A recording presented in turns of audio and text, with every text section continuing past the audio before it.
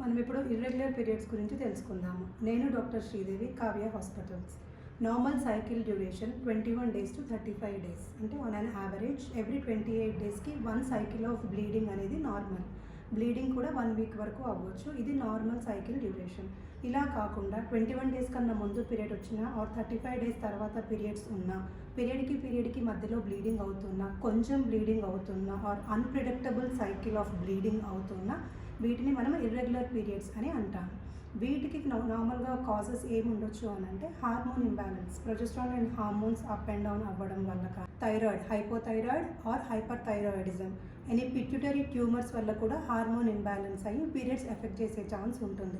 తర్వాత polycystic ovaries అంటాం కదా, వాటి వల్ల కూడా పీరియడ్ అప్ అండ్ ఇర్రెగ్యులారిటీస్ అయ్యే ఛాన్సెస్ ఉంటాయి.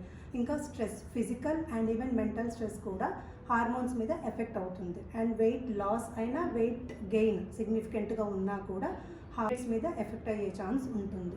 ఇంకా వేరే కాజెస్ ఏంటి అంటే యుట్రైన్లో కాజెస్ లైక్ ఫైబ్రాయిడ్స్ కానీ, ఎడినోమయోసిస్ అండ్ ఓవరీస్లో ఓవేరియన్ సిస్ట్, ఇట్లా కాజెస్ వల్ల కూడా పీరియడ్ ఇర్రెగ్యులారిటీస్ అయ్యే ఛాన్స్ ఉంటుంది.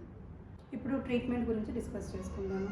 కాజ్ ఫర్ ఇర్రెగ్యులర్ పీరియడ్స్ దాన్ని బట్టి ట్రీట్మెంట్ కూడా డిపెండ్ అవుతుంది. ఇప్పుడు హార్మోన్స్ వల్ల ఈస్ట్రోజన్ అండ్ ప్రొజెస్ట్రాన్ హార్మోన్స్ పెరగడం, అప్ అండ్ డౌన్ అవ్వడంతో ఎఫెక్ట్ కనుక అయితే వాళ్ళకి ఏముంటాయంటే హార్మోన్ పిల్స్ ఉంటాయి. అండ్ స్ట్రెస్ వల్ల కాజెస్ అయితే స్ట్రెస్ తగ్గించుకోవడానికి కొంత లైఫ్ స్టైల్ మోడిఫికేషన్ అవసరము. త్రూ డైట్ అండ్ ఎక్సర్సైజ్ అని చెప్తాము, యోగా లాంటివి కొంతవరకు హెల్ప్ అయ్యే ఛాన్స్ ఉంటుంది. అండ్ హార్మోన్స్, థైరాయిడ్, హైపోథైరాయిడ్ ఉంటే వాటికి రీప్లేస్మెంట్ ఉంటుంది. అండ్ యూట్రస్లో కాజెస్ లైక్ ఫైబ్రాయిడ్స్ కానీ ఎలాంటివి ఉంటే వాటికి సర్జికల్ ట్రీట్మెంట్, ఓవేరియన్ సిస్ట్ కూడా సర్జికల్ మెథడ్ ఆఫ్ ట్రీట్మెంట్ ఉంటుంది.